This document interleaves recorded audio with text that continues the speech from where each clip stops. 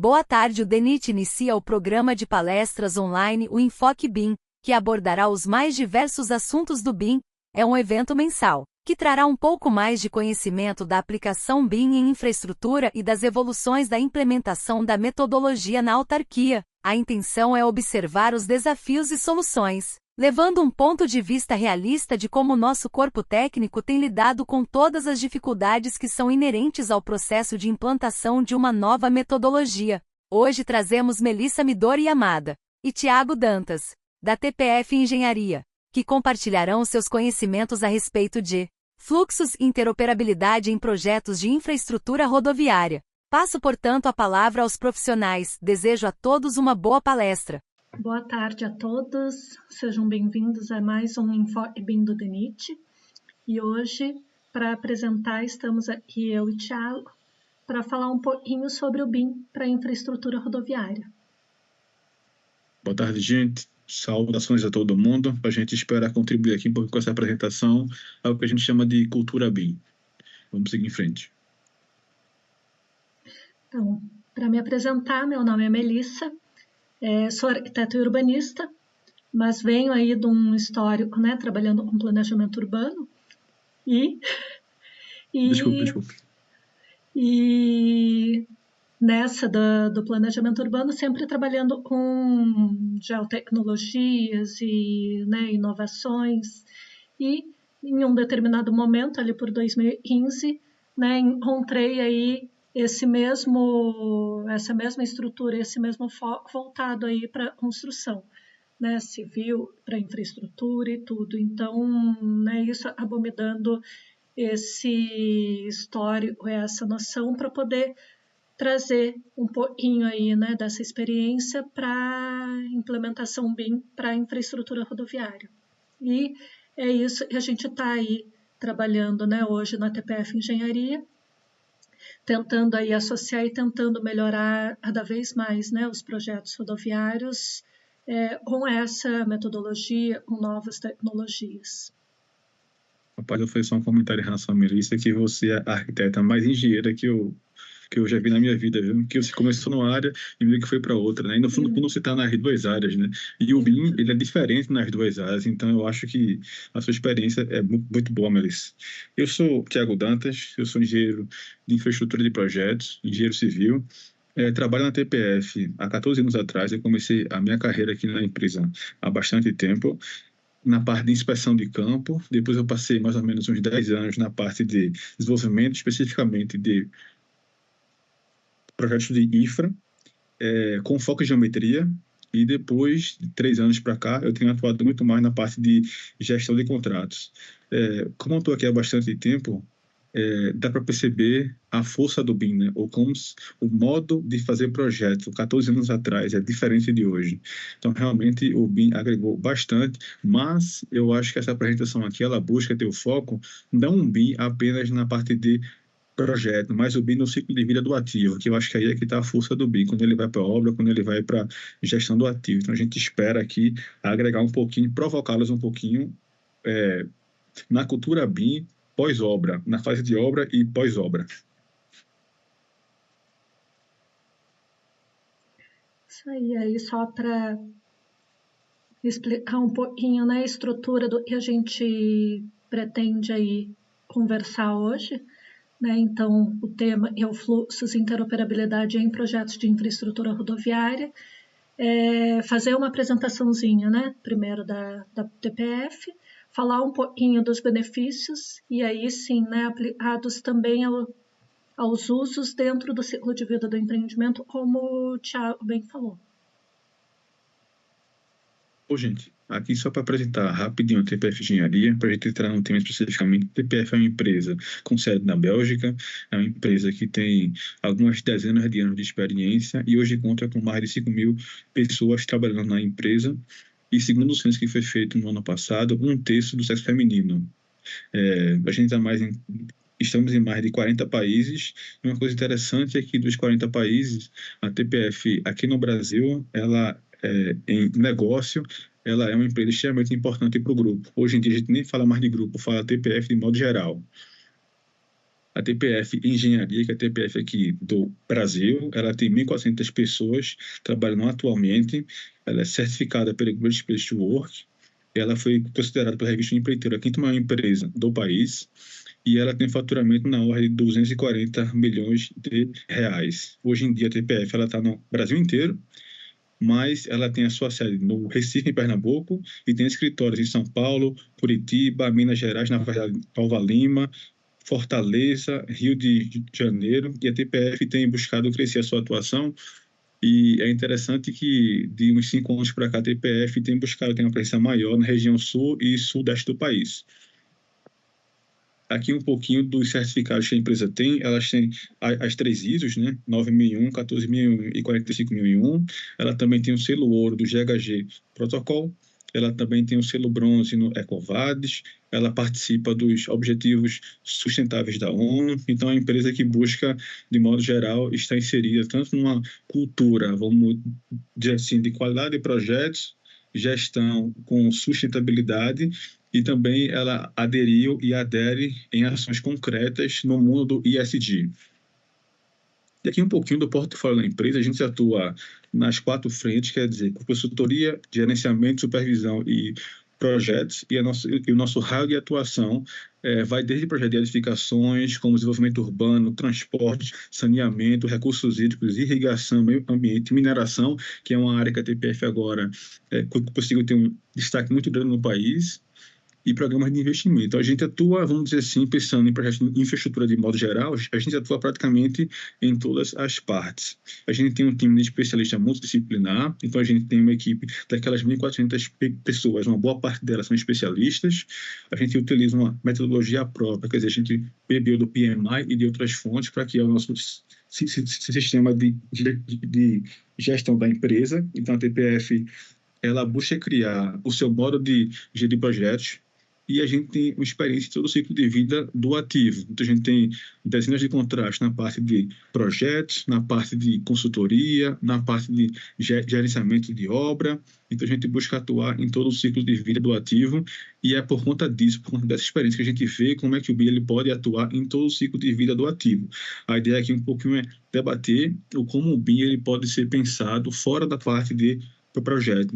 Eu não tiro a importância disso, é muito importante o BIM no projeto. A gente tem percebido a experiência das empresas em desenvolver BIM nessa parte, mas a gente tem que pensar o BIM mais para frente um pouquinho, porque o BIM ele não se esgota aqui, e eu acredito até que se o BIM ficar pensado só na parte de projeto, como uma boa parte de um negócio está no CAPEX, ou seja, está na obra, e a maior parte está na parte de OPEX, na parte de operações, a gente pensa o BIM em projeto apenas, ele perde um pouco da sua força. Então, a ideia aqui é um pouco essa, pensar o BIM mais para frente um pouquinho. Fala, Melissa. E até para a gente conceituar um pouquinho isso tudo, e o Thiago trouxe, né, desse momento de maior benefício, né, do BIM dentro do ciclo de vida do empreendimento, é justamente isso, né? A gente tem aí essas referências dos gráficos, né, de um projeto desenvolvido, né, de uma forma normal, e a gente tem ali os momentos de tomada de decisão em relação ao projeto muito ali na parte, né, no final do desenvolvimento do projeto, no início do processo de construção. Né? E aí, sim, no uso, né, você já não tem mais necessariamente, né, esse desenvolvimento do design, do projeto, mas no final, o ideal, né, das curvas aí é que você tenha, né, um menor custo com uma menor influência. Então, assim, se indo, né, o gráfico, a intenção é tentar diminuir o custo da tomada de decisão, trazendo, né, essas tomadas de decisão o mais próximo do desenvolvimento do projeto, para que a gente tenha ali o maior benefício no final desse ciclo de vida, seria ali nessa parte de gestão do ativo. Né? E aí, num primeiro momento, é isso, né? A gente tem ali os momentos iniciais da concepção, do projeto e tudo, e o projeto, né, essa linha preta, que seria, né, o ciclo, o pico, né, de um projeto tradicional. quando a gente começou ali a incluir, né, esses pensamentos de não só, né, da modelagem, da informação, da construção, mas também, né, de métodos de engenharia simultânea, de, né, desenvolvimento de gestão de projetos, a gente traz essa curva toda para essa parte inicial, né, da concepção. A princípio, porque a gente imagina que quanto antes a gente tiver essa tomada de decisão, menos a gente vai impactar nos custos ali no final do projeto. Então, se a gente tem todo o projeto bem resolvido ali na hora da construção, a gente não vai ter tanto impacto, né, de interferências que serão encontradas, né? Enfim, a gente tem a ciência de que isso é um benefício e a gente visualiza e o BIM realmente traz para o desenvolvimento do projeto, né? Mas a gente tem um terceiro momento, porque a gente também sabe, né, que no fim das contas, trazer essa tomada de decisão toda para esse início, para esse momento de concepção do projeto, é o ideal, mas acaba não sendo exatamente o que a gente, né, o que a gente tem aí acontecendo no desenrolar dos projetos, né? Dessa forma, o que a gente precisa? A gente sabe que a gente vai ter tomadas de decisão e vão acontecer durante o desenvolvimento do projeto e até o início ali da construção, por N fatores outros, né? E aí, em pensando, né, órgãos públicos, né, variáveis, né, a gente tem uma série de pontos que eventualmente podem acabar fazendo o projeto mudar de direção aí no meio desse caminho, né? E de que forma que a gente pode fazer com que a gente minimize um pouco o custo dessas tomadas de decisão ali num momento mais avançado do projeto, sem impactar tanto, né, na questão de você ter esse benefício ali, esse projeto bem resolvido ali no final. Então, né, um pouco a gente visualiza e a gente tem hoje esse cenário e a gente precisa aprender a lidar e aprender a trabalhar, né, de realmente trazer esses benefícios ali para todo esse ciclo, né, desde a concepção, obviamente, mas também nesses momentos de desenvolvimento de projeto, para que a gente possa realmente entrar na parte de construção e gestão do ativo com essa previsão desses custos minimizados, né, e aí trazendo benefício para todo mundo, né? Se eu pudesse fazer um comentário no que você está falando, parece que assim, a grande sacada do BIM é você desenvolver um projeto buscando inserir nele a maior quantidade possível de eventualidades que podem ocorrer na obra e na operação. Então, eu acho que o modelo BIM, a gente sabe que em projeto de infraestrutura, porque essa apresentação aqui nossa, ela é voltada para a infraestrutura, né? Projetos longos, vamos dizer assim. A gente sabe que a modelagem de projetos longos gera uma dificuldade muito grande. Não é um prédio que tem toda a sua dificuldade, mas se você for comparar, fazer é difícil no Revit, de 5 patamares versus uma rodovia de 50 quilômetros, tem uma diferença muito grande. Então, a gente meio que está aprendendo ainda como fazer um projeto de extensão longa, vamos dizer assim, todas as disciplinas. Então, eu fico aqui imaginando que para a construção do modelo BIM você tem uma dificuldade muito grande. Agora, somado a isso, você imagina o que é você ter tudo isso feito, mas quando chegar na fase da tomada de decisão da solução de engenharia, quer dizer, é melhor fazer o bueiro A, B, C ou D. Se você não tiver uma previsibilidade da parte de obra, da parte de operação, você cria e depois você vai ter que alterar isso mais para frente, porque é um trabalho muito grande. Então, eu acho que o prazo de fazer projeto, a maneira de fazer projeto deve incorporar essa fase de operação e construção. O desafio para mim é um pouco isso, e como é que você vai fazer isso se os prazos para se fazer projeto é cada vez mais curtos, né? Então, acho que a gente tem que repensar o BIM dessa forma. Será que não era melhor ficar um prazo mais longo para esse BIM representar realmente, de forma efetiva, a construção, ao invés de ficar um BIM, vamos dizer assim, uma coisa 3D, apenas na fase projeto? A provocação é um pouco essa, né? Quanto maior a previsibilidade do CAPEX futuro incorporado no BIM, melhor. Exatamente. A provocação um pouco é a gente pensar até onde a gente realmente levar esse modelo que está sendo desenvolvido no projeto. Né? Ele vai se encerrar ali no fim do projeto com a solução, né? Ele vai ser usado nos próximos momentos. Se ele for usado, realmente a gente precisa parar para pensar ele um pouco antes. Né? Perfeito. E para dar um panorama um pouquinho, né, considerando aí o que a gente tem de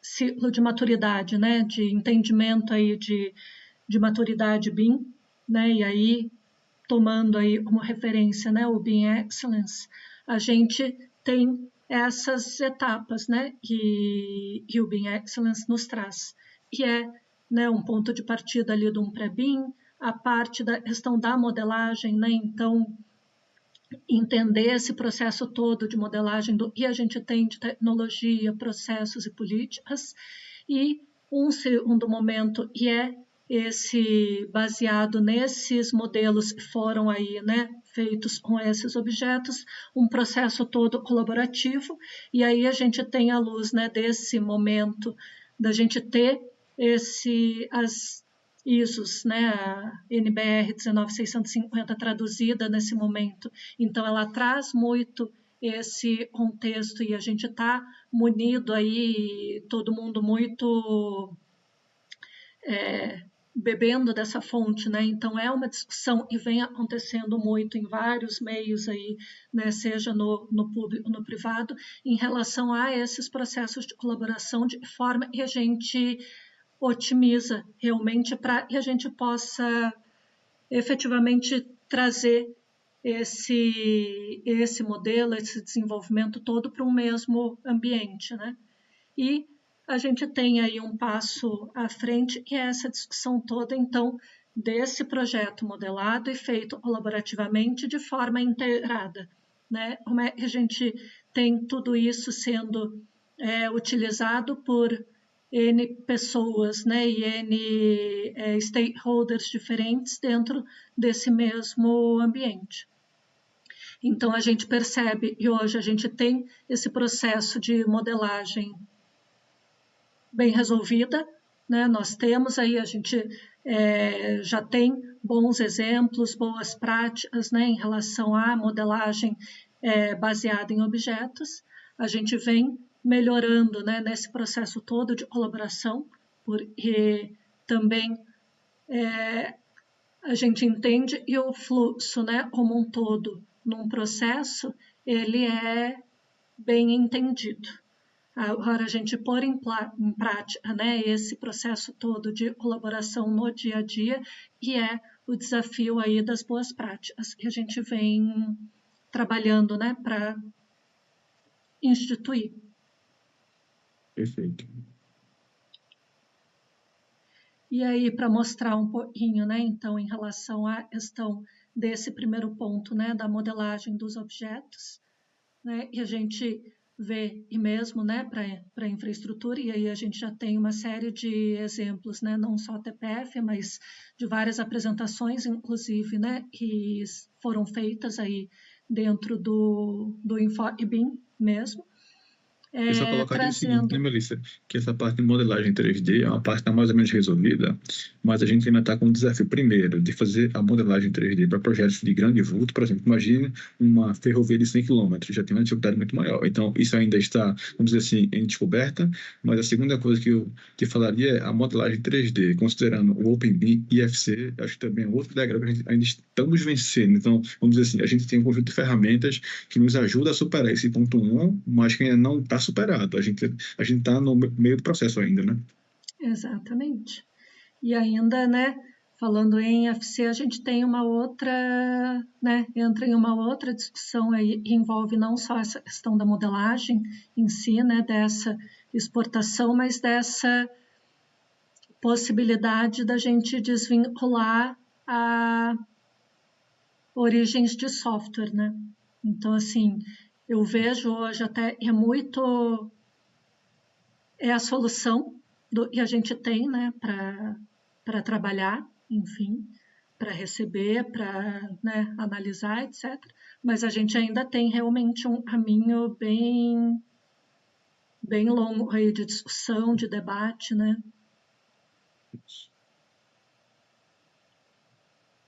E aí um pouco até, né, em relação a esses desafios e, né, a forma como a gente dentro e da TPF, pelo menos, né, vem tentando dar respostas a esses desafios, um pouco é o desenvolvimento de algumas ferramentas e automações para que a gente possa trazer todo esse contexto BIM aos projetos, né? Como resultado, enfim, como produto aí aos projetos. E aí a gente pode falar um pouquinho, né, sobre o TPF Tools. TPF Tools é a maneira TPF aqui de a gente conseguir desenvolver a tal da modelagem 3D com sucesso. Porque é como a gente sabe, você imagina o que é você fazer a drenagem superficial de uma rodovia toda em BIM. Como você vai fazer isso? Através de corredor, através de um plugin chamado Sólidos, e outras disciplinas, e colocar uma simples cerca. Vai ser de que maneira que essa cerca 3D vai ser implementada? Vai ser através de um Dynamo? Então, assim, a gente percebe que se a gente não unir algumas automações para criar esses objetos 3D, é impossível fazer. Eu até falaria que não é que o projeto ficar mais caro, é que soa impossível quando a coisa se multiplica às centenas. Então a gente tem que buscar uma maneira otimizada de criar isso. Ainda bem que o Civil 3D, que é o software que a gente utiliza aqui interno na empresa, permite isso, permite você entrar na API dele e criar uma série de ferramentas. Nós já temos aqui mais ou menos umas 50 ferramentas criadas para o primeiro bloco ali, modelagem 3D, ser possível fazer. E uma coisa interessante é que também é muito importante, no fundo, o BIM é a associação de uma geometria com banco de dados. Esse banco de dados tem que estar lá presente também. Então, associar as propriedades, os property sets nos objetos também é muito importante. Então, criamos aqui uma ferramenta também, o property setter, que a gente chamou, que coloca as propriedades nos objetos de maneira automatizada, através de uma planilha anterior. Então, tudo isso que estamos falando são maneiras de fazer o projeto BIM ser possível. Ser possível. Então, é isso aqui que é um pouquinho o TPF Tools. Por exemplo, tem ali uma ferramenta chamada Geotechnical Survey, que é para você colocar as sondagens na planta e no perfil de maneira automatizada e gerar os cilindros dos furos de maneira automatizada também. A gente sabe que tem uma ferramenta no Civil 3D que faz isso, mas a gente achou por bem criar a nossa própria por conta de algumas limitações. E assim por diante. Tem várias aqui que são muito úteis, assim, para tornar a modelagem BIM possível, né?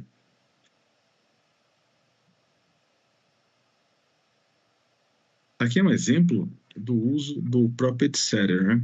A gente aqui tem um projeto aqui já feito, vinculamos aqui uma planilha com todas as propriedades a cada objeto BIM, ela vai fazer aqui um processamento. Quando o processamento estiver feito, vocês vão ver que nos Exchange Data de cada objeto BIM vão estar todas as propriedades. Ele está agora processando. Né? Só para a gente lembrar que essa organização dessas informações ela tem que ser pensada primeiramente, né, para que esse processo todo de automatização possa funcionar de uma forma efetiva, né? Então, tem tudo uma lógica, né, Melissa? Então aqui é isso, né? Isso. Aqui vai ser clicar ali no sólido pavimento e vai aparecer ali através, a gente colocou a chave primário layer, né? Então ele lê a planilha, lê o layer que está o sólido e ali aparece todas as propriedades ali. De pavimento é, espessura, CBR estatístico, as camadas e etc, etc. Tudo aquilo que é importante estar no banco de dados de cada objeto BIM. O interessante é que você já deixa isso estabelecido no próprio PEB, né? Está lá no PEB, as propriedades de cada objeto vai ser esse, esse e esse. Pronto. No momento que você criou a modelagem inteira, dá em um play e ele incorpora tudo. Fica muito mais fácil. Inclusive, algumas propriedades de quantidades também são incorporadas ali. Ou seja, a face 3D do objeto, a área 2D do objeto e etc. aqui um pouquinho, a gente agora vai passar por esse ponto 3, 4 e 5 de uma maneira provocativa aqui. Vamos para esse ponto 3 aqui, a associação do cronograma de obras ao modelo, que é o tal do 4D. Então, aqui algumas perguntas para a gente refletir junto. Primeira coisa, o modelo BIM do projeto deverá refletir todos os objetos existentes na fase de obra, porque uma coisa é você fazer a modelagem BIM das soluções de engenharia do projeto, isso é um ponto. Agora, quando essas soluções de engenharia você implementar na fase de obra, há todo um processo. Por exemplo, para você fazer um mero bueiro, você tem que fazer um caminho de acesso, uma escavação inicial, uma série de coisas. Tudo que é temporário na fase de obra vai aparecer na modelagem BIM ou não vai aparecer? Porque se ela não aparecer, o plano de execução de obras que for feito nessa fase não tem muita adesão à fase de obra mesmo. Percebe? A gente vai estar criando a modelagem BIM do projeto feito, da coisa final, e não do processo para chegar na coisa final. Isso tem um prejuízo, por quê? Porque esse modelo BIM, quando ele vai para a fase ali de obra, ele tem esse déficit. Então, ele não pode ser utilizado na fase de obra, ou vai ser utilizado parcialmente. Segundo ponto, a fase de obra seguirá o plano de execução desenvolvido no projeto. A gente sabe que existe uma diferença muito grande do plano de execução de obras feito na fase de projeto e pela empreiteira na fase de obra. Eu vou dar aqui um pequeno exemplo. Nós, na fase de projeto, fazemos a distribuição de materiais de terraplanagem, ou seja, o corte 1 vai para o aterro 1, o corte 2 vai para o bota-fora. Isso aqui tudo tem uma lógica. No momento que chega o empreiteiro e fala assim, não, eu vou mudar essa lógica, eu quero começar no corte que tem maior volume, e esse é o corte 7, eu quero começar ali. Se a lógica é essa, a distribuição feita na fase de projeto não tem mais sentido. Então, se você colocou os sólidos com um certo tempo de obra e o empreiteiro pôs em outro tempo de obra, não vai ter uma adesão. Esse 4D para a obra, ele está furado.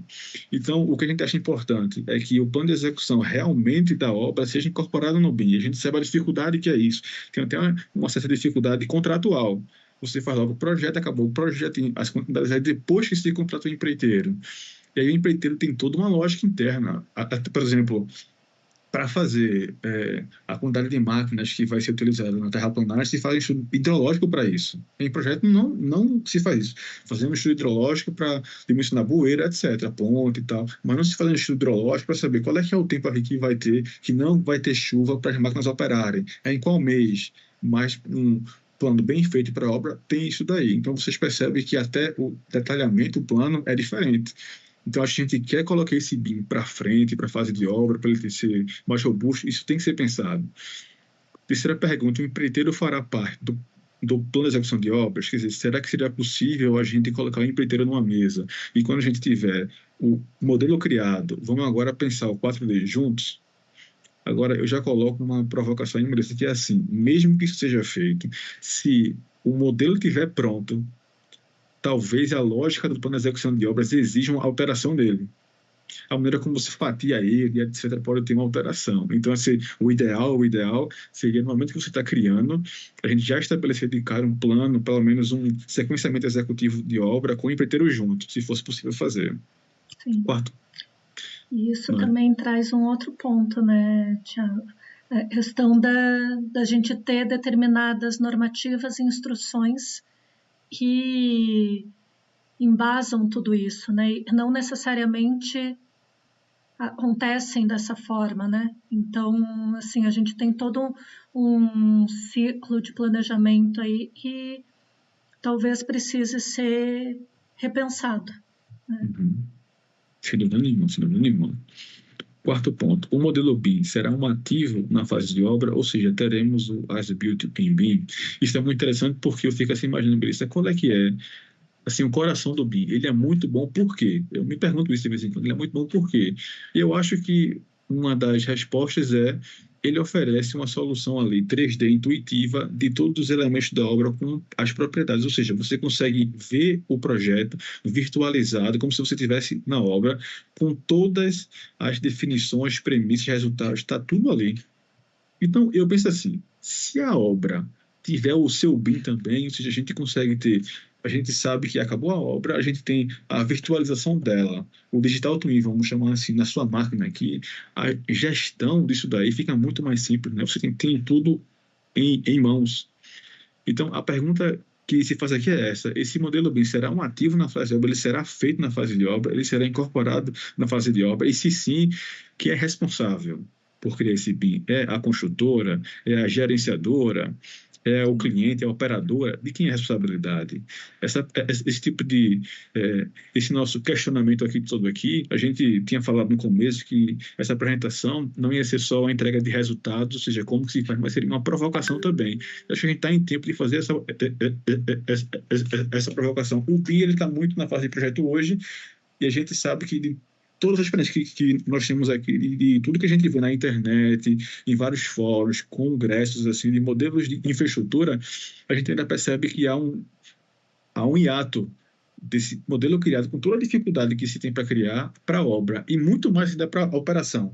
Parecem mundos distintos um pouco. E quando a gente vai aqui para o 5D, ou seja, incorpora o orçamento ali, as quantidades, aí é que as perguntas crescem mais ainda, né? Eu vou até, antes de entrar nelas, já fazer uma pergunta de cara. Para você fazer as quantidades, o orçamento de um ativo qualquer, você tem uma série de trabalhos de referências, normativos e etc. Esses normativos, eles estão compatíveis com a aplicação do BIM? Ou eles são alguma coisa de 10 anos atrás, 15 anos atrás, 20 anos atrás? Será que não teria que ter alguma atualização para dizer assim, olha, a gente não precisa mais fazer o fatiamento de seção a cada 10 ou 20 metros, a gente pode pegar o volume do maciço de corte de aterro.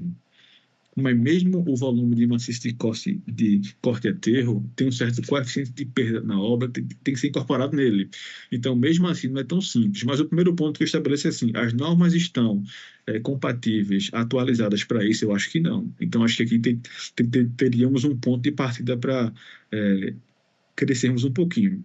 E aqui algumas perguntas. Existe um entendimento consolidado de que as quantidades do modelo BIM nunca serão idênticas àquelas extraídas na memória de cálculo, que foi o que a gente está falando agora, tanto do ponto de vista de norma, quanto do ponto de vista até do próprio cliente, do próprio empreiteiro. Se as quantidades estão vinculadas ao modelo BIM, eu fico imaginando, quando você vai fazer as medições na fase de obra com o empreiteiro, que a gente pode fazer a medição a partir dos sólidos extraídos na fase de obra. Isso seria possível fazer? Ou vamos fazer da maneira clássica, que é fazer uma memória de cálculo, estaca? Como é que vai ser esse BIM nessa fase? Segundo ponto, tudo que reflete nos custos será modelado? Canteiro, caminhões de acesso, etc. Ou seja, você tem uma série de custos na fase de obra. Se não tiver modelos de objetos BIM feitos para esses, ou vamos chamar assim, essas coisas a mais, essa coisa complementar e temporária, vai ficar um 5D pela metade. Ele não vai cobrir toda a parte de obra, ele vai ser parcial. Terceiro ponto, haverá adequação do modelo das características do item de serviço, ou seja, a gente sabe que um orçamento ele é criado a partir da tabela de referência. Essa tabela de referência ela tem toda uma maneira própria de estabelecer o preço que vale o serviço.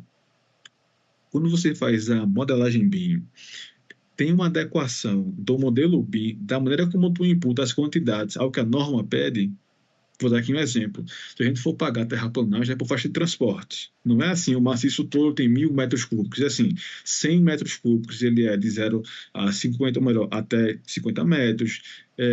800 metros cúbicos é de 1.000 metros, de DMT a 2.000 metros. O modelo foi pensado de forma que tenha uma aderência do sólido a esse tipo de composição ou não? Porque se não for, já não pode utilizar, por exemplo, o ciclo. E assim por diante. Então, existe toda uma reflexão nossa de como é que a gente vai realmente fazer o 5D compatível com uma tabela de referência. Eu falo AS porque não é só uma. Normalmente, no orçamento, tem SINAP é uma parte, SICRO é outra parte, tem que fazer uma espécie de composição para alguns itens. O modelo BIM está aderente a isso, porque se não tiver, esse 5B também vai ser parcial. Ele vai ser, olha, por exemplo, elementos pontuais, como, por exemplo, bueiro, elementos de concreto específicos, placa de sinalização, não. Isso aqui pode, mas quando entra para itens um pouco mais complexos, não pode. Então, se não pode, a gente sempre vai ter o 5D pela metade. E outra pergunta aqui, serão imputados no modelo as perdas inevitáveis da execução das obras? Eu lembro, Melissa, que tem um item lá no PEB, eu me esqueci o nome, é precisão e acurácia, uma coisa assim, que eu acho que é um pouco isso daqui. A gente saber exatamente o que é que vai ter no sólido e o que é que não pode estar no sólido, porque é uma perda de obra. E como é que isso vai ser incorporado nele? Uma propriedade nele por exemplo, mas eu acho que quanto mais a gente levar isso em consideração no sólido ali, na propriedade dele, mais ele vai ter uma adesão para a fase de obra mesmo, assim. Aí você vai ter o 4 e 5D, assim, execuível. Sabe que é mais ou menos isso, né? Quando você pega um projeto, você começa a ler ele tem que ser execuível. Mas se o projeto agora não é mais um monte de página, ele é um modelo, ele tem que ser execuível também. Então, se ele é só uma maquete de final de obra, ele não é execuível. Ele tem que representar todas as fases de obra. É por isso que o pensar dessa forma tem uma complexidade muito grande, né? E, por fim, aqui, a última provocação nossa é o bem pensado quando a gente gestão de ativos. Eu estou falando aqui dessas provocações, não é que a gente tem que estar com o modelo BIM. A ideia aqui é assim, o modelo BIM ele tem que estar na fase de obra e na fase de operação. Isso também, mas a reflexão é, além disso, tem que haver uma previsibilidade dessas duas fases no projeto. Então, o projeto, ele foi maleável para incorporar tudo isso na frente ou não, porque senão ele se esgota quando o projeto é entregue. E aí fica o cliente com, vamos dizer assim, a maquete 3D, o modelo BIM todo bem feito, mas da obra para frente ele não é mais utilizado. No máximo ele vira uma apresentação, ele não tem utilidade mais. Observe as perguntas aqui para a parte de ativo. Os parâmetros úteis à fase de operação são conhecidos e podem ser associados ao modelo BIM na fase de projeto? Quando você pega, por exemplo, o PER, tem lá todos os indicadores que devem ser levados em consideração para a fase de gestão do ativo. A pergunta é, o modelo BIM, há espaço nele, há propriedades nele, fields, campos, que leva isso em consideração, de modo que, se o cliente quiser, ele pode incorporar as propriedades extraídas no mundo real ali, quanto é que é o I, quanto é que é o FWD, o D0 ali, etc. Ele pode pegar essa informação e imputar no modelo BIM. Há campo ali para isso. Segundo lugar, o operador possui equipe técnica capaz de manusear e editar o modelo BIM na fase de operação. Quer dizer, na fase de operação, se o BIM é um ativo ali, tem que ter uma equipe capacitada para operar ele, para que você tenha uma espécie de dashboard, uma coisa assim, que tenha o modelo BIM associado a parâmetros de desempenho, a índice de desempenho, e ali você consegue avaliar tudo. Isso existe ou não existe? Terceiro lugar, os serviços de inspeções rotineiras especiais e ensaios de levantamento de campo estarão integrados ao modelo BIM. Há uma conexão do modelo BIM com essa fase toda de levantamento de dados? Não necessariamente de maneira automatizada, pode ser feito de maneira clássica, mas o importante é que o modelo tenha isso incorporado. Se houver uma possibilidade de sensoriamento, inteligência artificial, ótimo, mas a gente já está no começo assim, pelo menos o campo e pelo menos a informação está ali, se for, já é grande coisa. E última pergunta aqui, haverá conexão entre o modelo BIM e os artefatos utilizados para gestão do ativo? Ou seja, quando a gente vai gerir o ativo, que é a fase que tem o maior custo possível, você deve imaginar que o cliente deve ter dashboard, planilha, deve ter toda uma organização, uma estrutura para avaliar como é que está funcionando os custos operacionais, onde se tem que fazer o CAPEX na fase de OPS e tudo e tal. O modelo BIM, ele está integrado nesse processo todo, ou seja, a velha pergunta, ele será um ativo na fase de gestão de ativos ou não? Ele foi uma coisa superada. No momento que o projeto foi entregue, acabou o BIM. Daí para frente é outra coisa, outra equipe, outra ideia. Então, se o BIM ele tem essa força toda para ter o benefício, então o ciclo de vida do ativo, a gente imagina que ele deve ser pensado em todo o ciclo de vida mesmo. Ele tem condições para isso. Eu acho que a gente só precisa agora gastar um pouco de sabedoria em como fazer e como tornar essa coisa material. Esse é o ponto. Então, Melissa. E aí, trazendo um pouquinho, né, desse ponto inicial que a gente precisa organizar, planejar e saber, né, num momento de desenvolvimento do projeto, a questão é justamente essa, né? A gente tem usos aí, já estão aí consolidados e bem entendidos, né, por todos, né, referência aí maior da Penn State, e aí pensando sempre nesses 4 momentos, né, do projeto, do planejamento, do desenvolvimento, da construção e da operação. Mas hoje a gente vê, né, e aí à medida que a gente vai desenvolvendo e vai aprofundando um pouco mais, né, na utilização, na modelagem e tudo, a gente vai vendo, e os usos, eles têm ali vínculos com propósitos também, né? Então, a gente tem o uso ali do design autoral, mas esse design autoral, ele tem um propósito, né? No entendimento do que esse modelo vai ser utilizado. Então, assim, essa questão toda aí, e já falou ali muito bem, né, em relação a esses outros momentos, né, de construção e operação, a gente acredita que esteja muito relacionado a esse momento, justamente, né, de você ter um uso associado a esse modelo e um propósito, né, para esse modelo. Então, ele vai até onde? Ele vai, para ele ir até onde, eventualmente, a gente visualiza esse benefício, né, que seria a operação, e ele precisa ter associado a ele. E, para isso, a gente precisa, né, de 2 pontos que a gente entende e sejam bastante importantes nesses momentos, né, anteriores, e requisitos para as informações e a comunicação assertiva. Nesse sentido da definição, né, a comunicação assertiva no sentido da definição desse uso e desse propósito para o modelo, para um momento que a gente está, né, desenvolvendo o projeto e, eventualmente, naquele momento, a gente tem a visão daquele modelo é até ali a resolução da solução. Mas a gente tem que pensar, né, isso de uma forma um pouquinho mais abrangente. E aí ter, né, esses apontamentos aí desses requisitos do que a gente vai precisar nessas etapas futuras. Para que a gente um possa pequeno aproveitar disclaimer. o momento, né? Isso. Interessante que os usos BIM, que dá para em todo o PEB da vida, né? A gente, quando vai lendo o PEB de vários clientes, de várias pessoas, assim, de várias entidades, a gente percebe que sempre está no plano de negócio o uso BIM, assim, vamos ter o 3D, o 4D, o 5D. Assim, o que a gente sente falta aqui? Do 3D para trás, vamos chamar assim, como é? Coordenação 3D, design review, tudo isso a gente já sabe, já tem um padrão estabelecido, mas quando vai do 4D para frente, a gente percebe que é uma coisa ensaística ainda. É assim, tá ali, se tem um entendimento que para o negócio é importante, mas não há ainda uma massa crítica de assim, resultados, exemplos, provocações, a gente percebe isso ainda, né? Então é um pouco isso que a gente está fazendo aqui, provocando para dar força para essa parte agora. Tipo, o que é que tem que fazer aí? É isso mesmo. E aí também, né, pensando, e a gente tem o ciclo de vida, esse ciclo de vida, né, do desenvolvimento do projeto, execução, a utilização e eventualmente até, né, demolição e descomissionamento, né? Nesse ciclo todo, a gente entende e dentro desse contexto, a gente tem, e aí um pouquinho dos conceitos, né, até para alinhamento, e a gente entende que é o modelo BIM, que é o modelo da disciplina, né, então seria uma modelagem de uma disciplina, e a gente vai ter ali no final de cada projeto a documentação.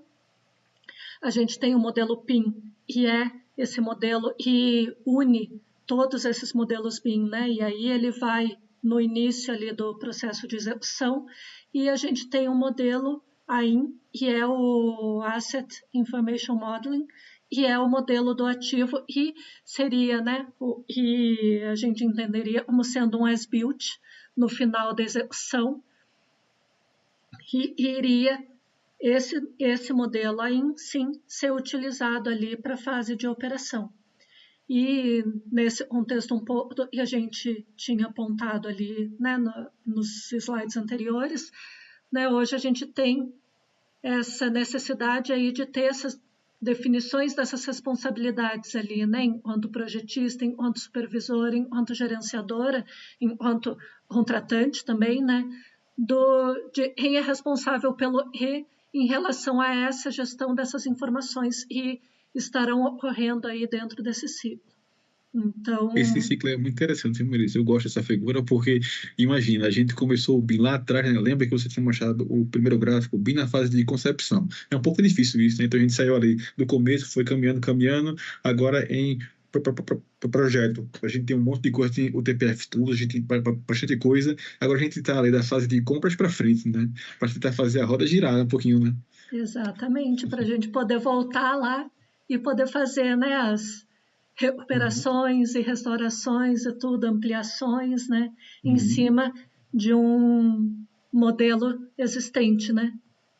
Claro, no Assim contexto de esperamos. infraestrutura, porque a gente imagina que na fase de edificação, etc., já deve ter uma certa, essa roda já deve estar girando bastante, né? Até o modelo BIM ali, ele todo feito já para a fase de fabricação da peça, deve ter toda uma integração disso daí. Agora, em infraestrutura, é que essa roda está no começo ali ainda, né?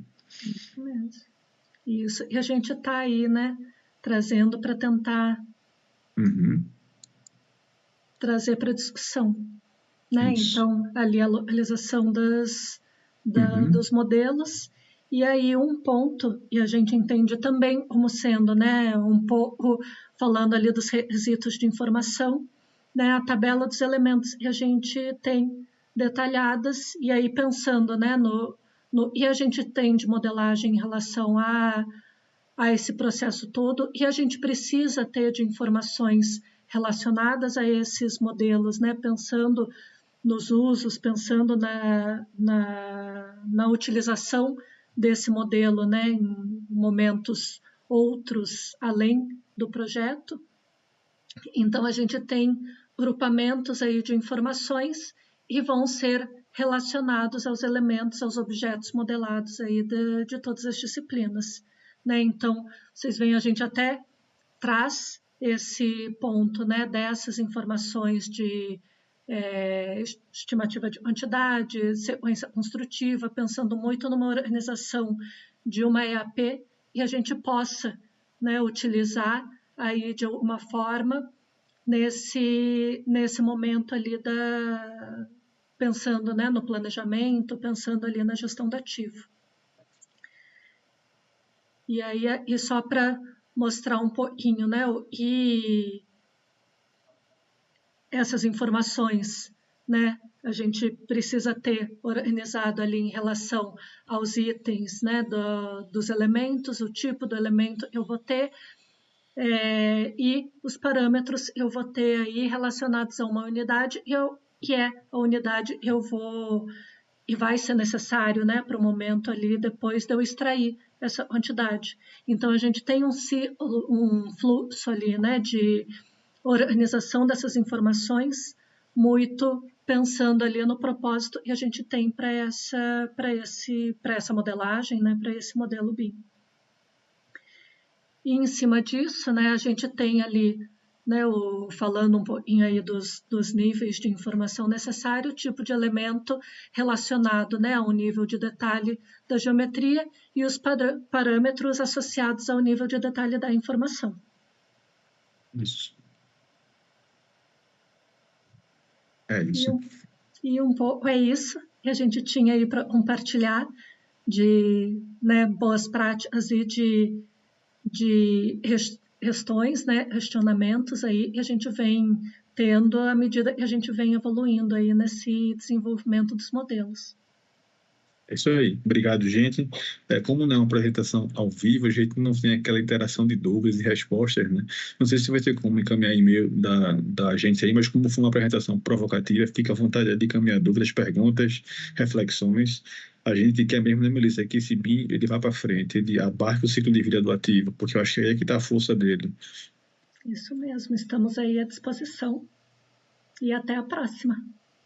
Até a próxima. Tchau, tchau. Esse foi mais um Enfoque BIM DENIT. Agradecemos a atenção de todos. Ressaltamos que temos nosso e-mail para formalizar dúvidas e trocar conhecimentos, que é o bim@denit.gov.br, e também por meio do nosso portal BIM no DENIT. Basta buscar em nosso site por Diretoria de Planejamento e posteriormente BIM no DENIT. Lá você encontra todas as nossas notícias e conteúdos a respeito de BIM que têm sido difundidos por nossa equipe. Tenham todos uma boa tarde.